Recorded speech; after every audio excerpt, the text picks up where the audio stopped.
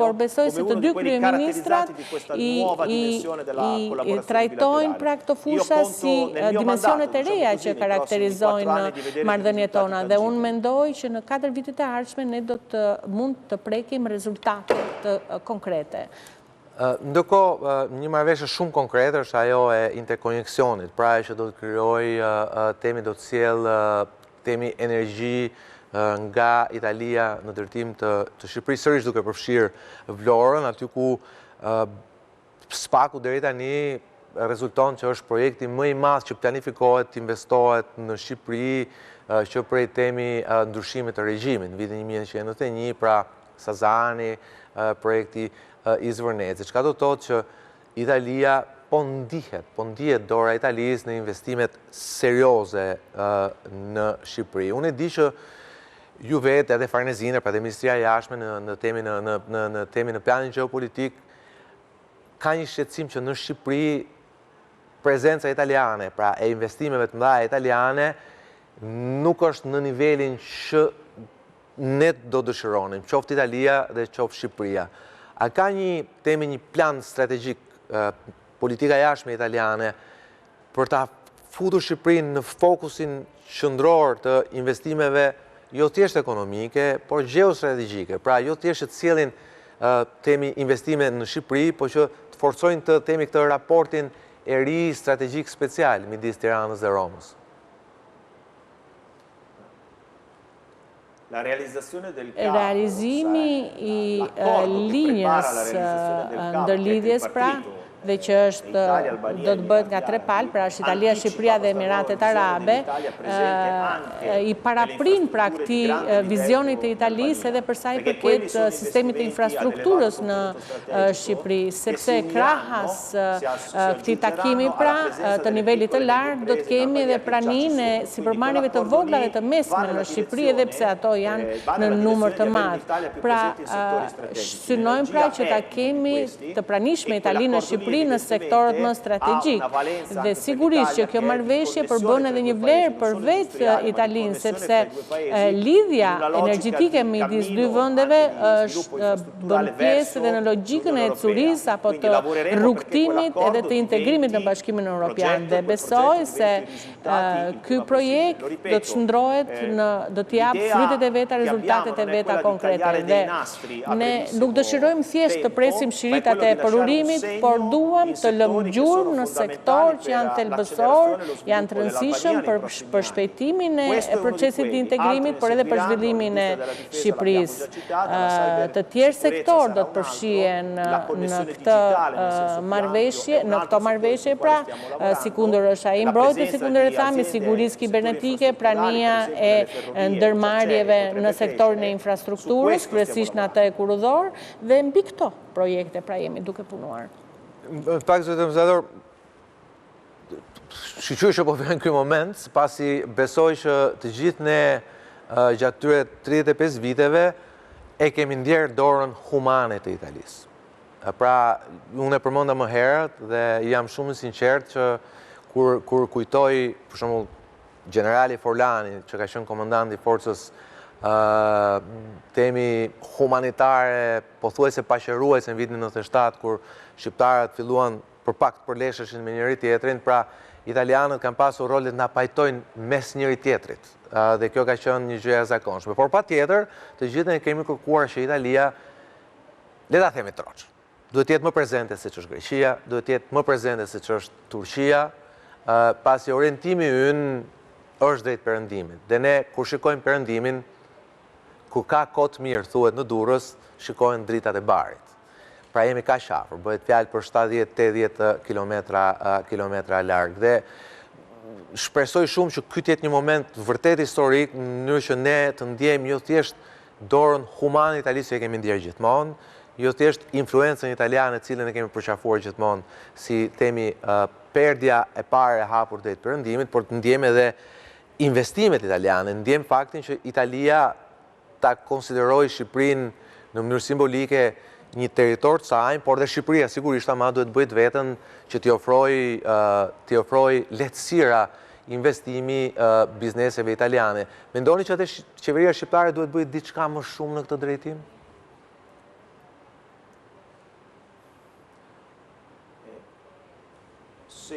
ancora di più. Sì, Sokol, io credo che la cosa che Unë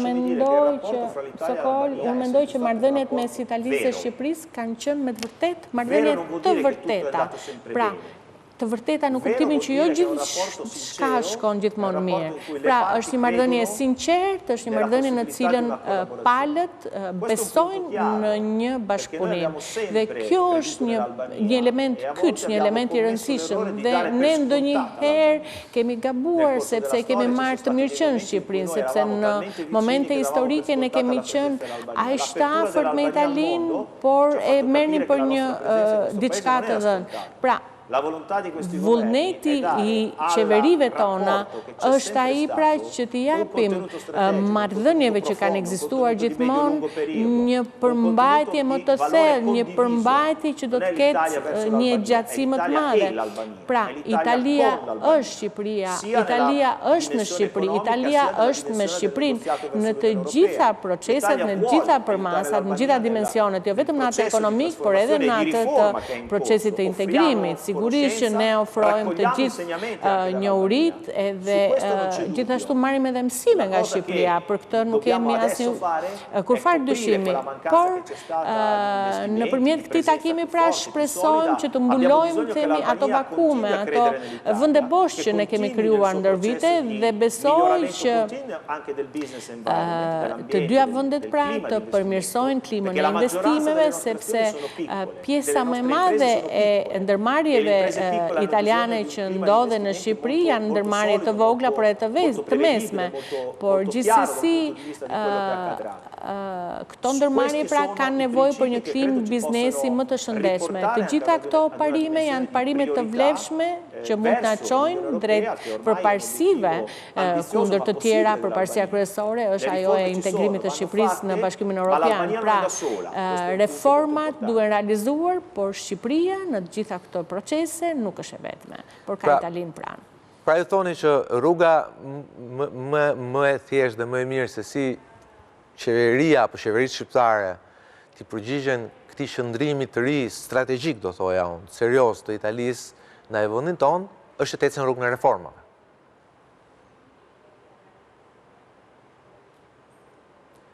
Ma vede, una partnership Një partnership, një bashkëpunim presupozon vullnetin e të dyja palëve dhe besoj se ky takimi në nivelit të lartë ka dëshmuar këtë. Pra kemi vullnetin, diplomacia zgjedh përparësitë, por diplomacia është ajo që duhet i vërë ato në zbatim dhe duhen transformuar këto përparësi në projekte konkrete.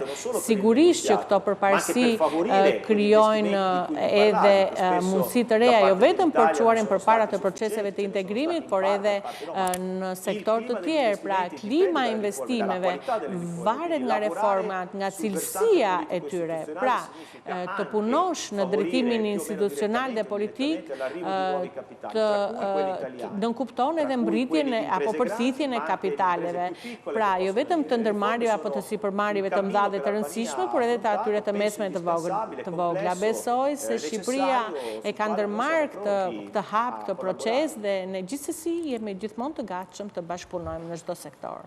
Duhet thënë, ama zotë ambasador, që gjithsesi Italia mbetet partner kryesor tregtar i Shqipërisë, sigurisht që ka nevojë që kjo të shkojë në një nivel tjetër dhe unë e di që ky është shqetësimi juaj personal.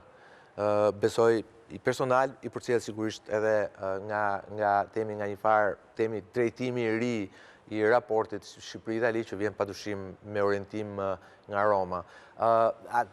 Keni evidentuar temi fusha potenciale ku investimet italiane duhet ishin dhe mund t'jenë prezente, pasi unë e di që Italia është shumë avancuar në sa i përket temi industrisë energjisë, në gjitha aspekt, duke filluar nga kërkimet e naftës, të lëndëve djegëse, duke vazhduar të gazit, duke vazhduar të industria eolike, pra burimet alternative të energjisë, patjetër telekomunikacioni është një tjetër fushë shumë e zhvilluar e ekonomisë italiane, e cila unë mendoj personalisht duhet kishte qenë prezente edhe nga pikpamja strategjike në Shqipëri.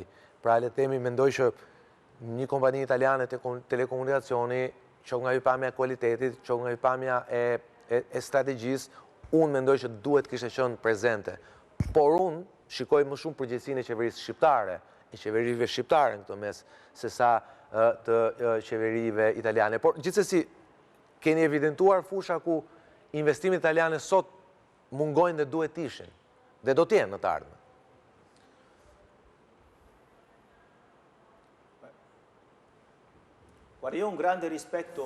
Unë kam një respekt të madh dhe besoj se është një nga pikat më kryesore të diplomatëve. Pra, të kesh një respekt të madh për vendin në cilin ti shërben, dhe përpara se të bëj propozimet e mia, unë dëgjoj pra se cilat janë propozimet e palës shqiptare, por në qoftë se ju më kërkoni një mendimin tim personal, unë besoj se ka një sektor që e quaj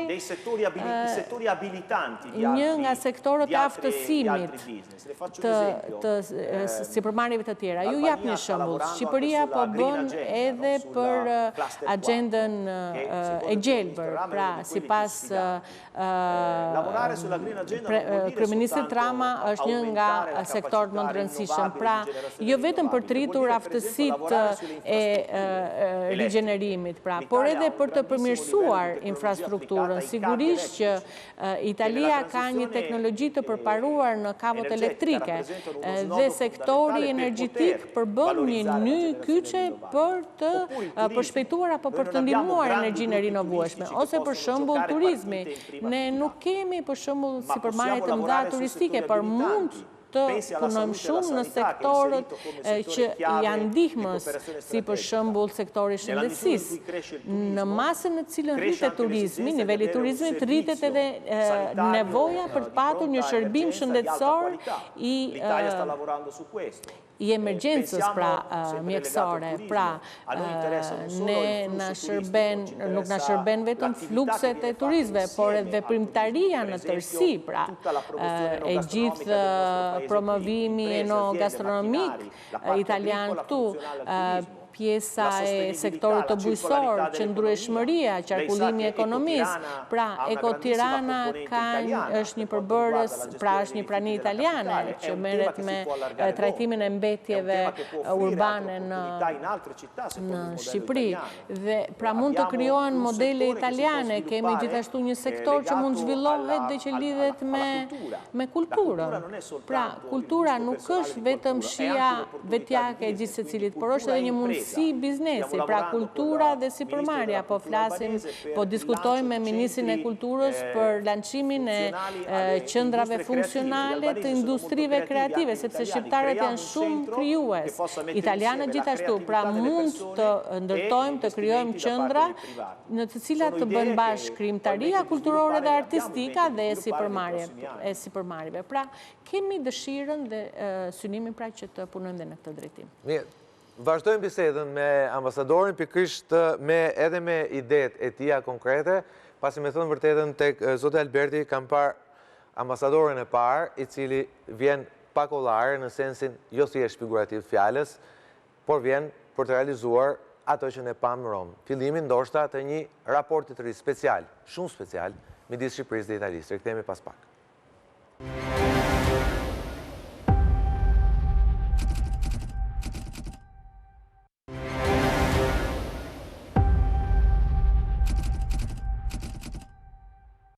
Rikthehemi me ambasadorin italian zoti Marco Alberti për të folur për post-partita, per la post-partita, no?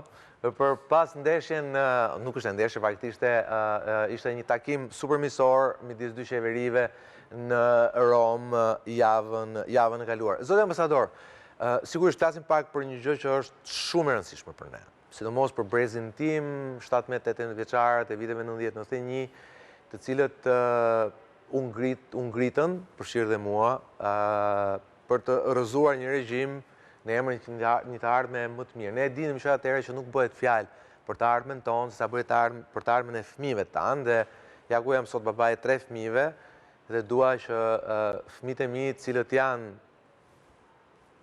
shumë europian, ta meritojnë dhe pasaportën europiane. Zoti Rama ka bërë një premtim shumë fort elektoral, që është pasaporta europiane në vitin 2030 dhe ajo që vura re unë në jo thjesht komunikimin verbal të presidentes Meloni, por dhe mënyrën se si ajo e trajtoj gjithë takimin, si që thash pak më herët, e trajtoj qeverinë shqiptarë si një qeveri të barabartë me qeverinë italiane e pamja e statusit. Mendoni që ky projekt është feasible, pra është e realizueshëm, pra projekti i antarësimit të Shqipërisë në vitin 2030, duke pasur parasysh dhe në krizën, le ta themi, në cilën gjendet Bashkimi Evropian, një krizë edhe identiteti, një krizë edhe sigurie, një krizë edhe funksionimit saj, sa që ndonjëherë them, në 2030 Shqipëria mund të futet, pa do ketë Bashkimi Evropian në vitin 2030?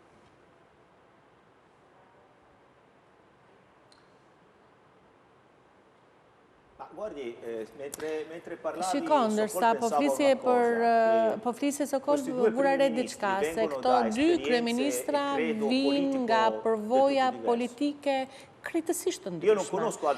Unë nuk njoh raste të tjera ku bashkëpunimi kaq i ngushtë mes dy krerëve të qeverive shkon përtej dasive politike. Pra, kjo është dëshmi që a destra sinistra është diçka që është e vërtet, është e rrënjosur, është e thellë, thellësisht e rrënjosur, sigurisht që interesat institucional, por është edhe një zgjedhje që kanë bërë të dy kryeministrat, pra që kanë zgjedhur njëri tjetrin. Dhe kjo është një dhënë të e rëndësishme. Synimi i Shqipërisë për të antarësuar në Bashkimin Evropian në 2030 është një objektiv ambicios, por edhe mundshëm. Dhe ne po flasim jo vetëm për ambicionet, pra për